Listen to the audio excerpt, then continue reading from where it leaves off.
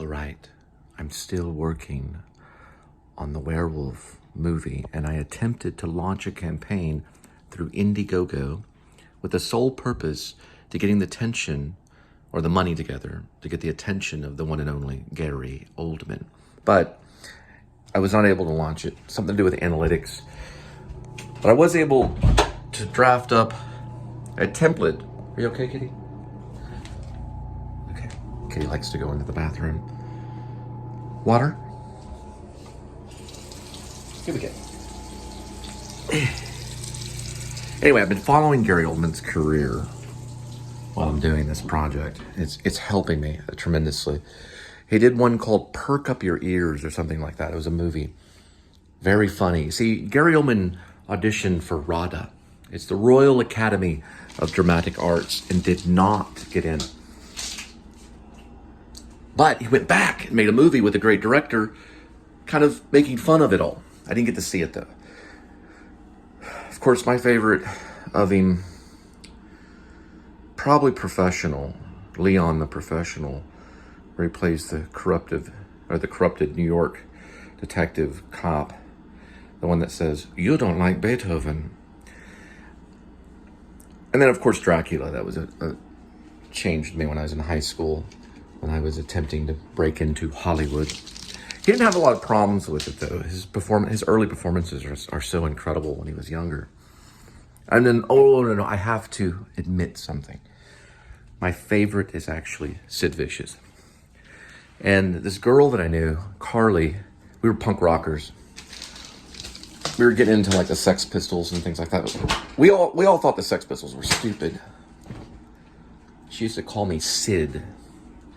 I didn't know who Gary Oldman was. I knew there was some actor playing Sid Vicious.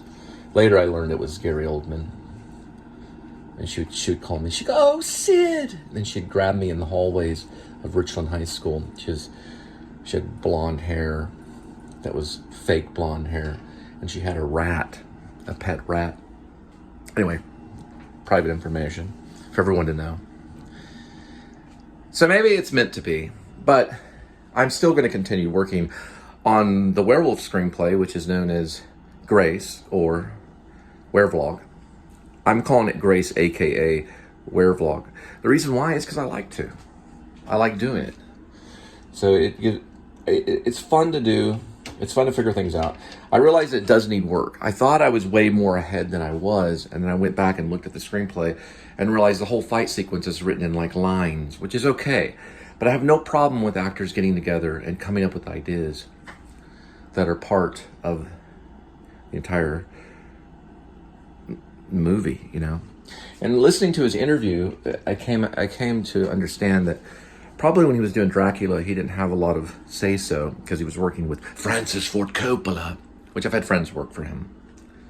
My friend's brother, Johnny, worked with him in Rainmaker. But shortly around the time of the interview, or within the segment of the interview that he was being interviewed just recently, BIFI, some British network, because he's promoting Slow Horses, which is a comedy thriller / crime spy thriller, if that makes any sense. Not the company, but the people are known as MI5, Military Intelligence 5 for Britain. And they're a slow group of a bunch of losers, basically, from their academy, because they failed some training exercises, but they didn't want to get rid of them, so they put them in this office with this other loser, who's played by Gary Oldman, who in the first scene wakes himself up farting, which is brilliant. So I know it would work, of course, if Oldman took the project, but I'm reading the script and I'm crying laughing because it looks like something maybe Harmony Korine had written, which is great because Harmony Korine's stuff is better than all of their stuff. But not David Lynch. David Lynch is better than all of them. They can't even walk up to David Lynch without probably bowing, or at least giving him a heads up, like, "Hey man, good stuff." I mean, come on, get real. You look at every single film that any of them have done, all of them, and put it to David Lynch's stuff. it doesn't stand the test of time. Not when it comes. The same thing with Fellini. They said the same thing about Fellini too. Fellini stuff is way better than most all of them. All the other filmmakers are just kind of jokes. And a lot of people feel the same way about Scorsese too, because Kitty, calm down. Because you know, some people were saying, well, if I could just have dinner with Scorsese, I'd probably be a better director. And that goes for really anybody. But there's good and bad, you know. But I went on Indiegogo to kind of explore and see what is this Indiegogo thing. And you can raise money, but you have to have these codes and stuff that you get as you get. It takes you to other screens, and you have to get certain tags and codes to start the campaign. So my campaign is on Saved, but my campaign is on Facebook, and I am advertising on YouTube. So anyone that shows any information or anyone that has any information can comment, and it'll go right to my email. Right, Kitty? But the point is that I think it's good to do if you're writing a screenplay. Sometimes just studying an actor's career, you get information about the struggle. And I'm a big believer in this too. I'm a big believer when you're writing screenplays or even doing movies or even doing plays. It's really about the actors. It's about their life. Because when you stand up and you get a script, even if it's about Abraham Lincoln or if it's about a werewolf or whatever it may be. I also know a guy that had written the Abraham Lincoln one too. The Abraham Lincoln. Well, his friend, his roommate, he wrote the Abraham Lincoln Vampire Slayer screenplay. But regardless of the screenplay, the actor being alive and before an audience or before a crew, a film crew, they're alive when they're doing it. So regardless of what they say or who they're playing, it's about their life. So you learn about stories when you study actors' careers and you look at the type of movies. So many different movies Gary Oldman has done. Whether he works with David Lynch or not, I don't know.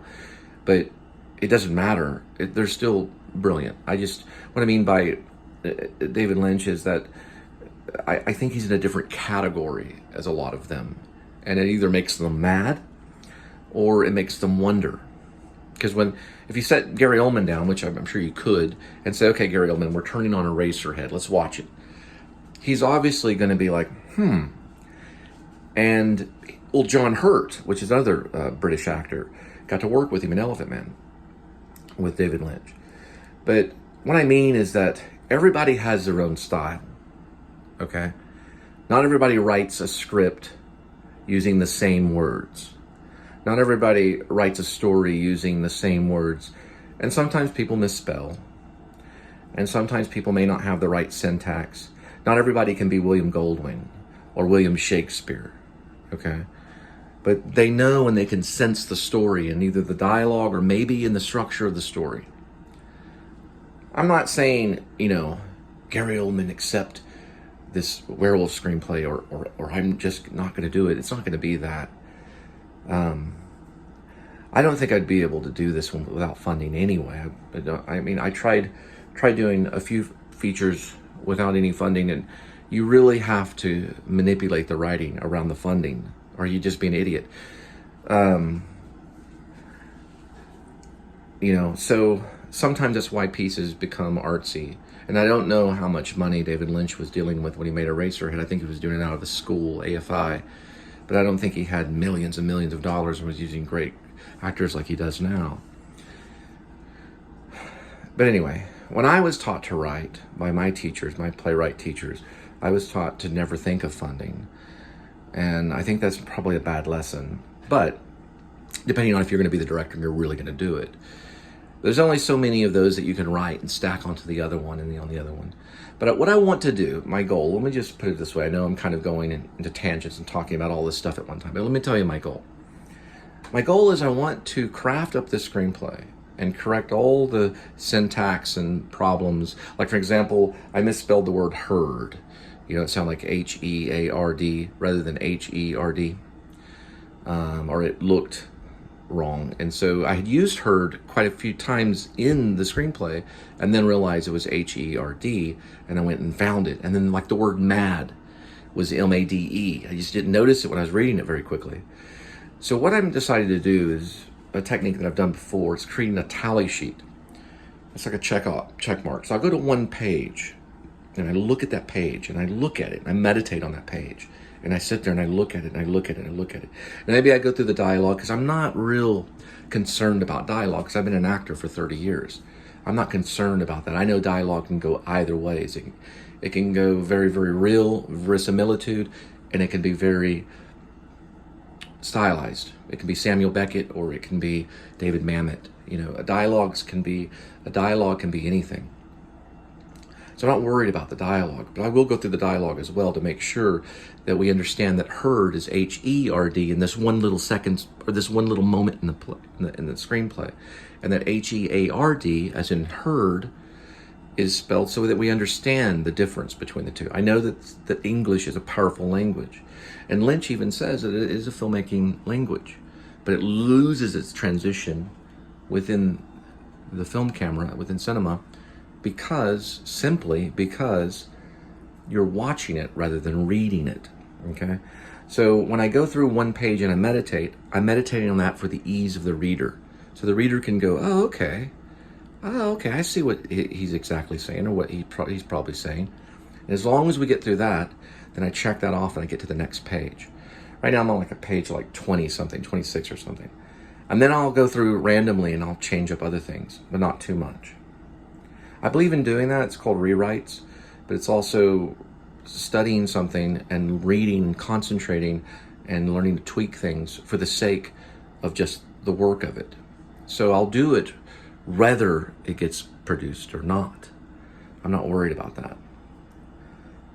And at heart, I'm an actor, but I do write. So I discovered both of them about the same time. And it could be because I have to carry these two kind of brothers with me in the art, I have to sometimes work harder. Anyway, I gotta get going because I'm gonna drop food off at your doorstep. Okay.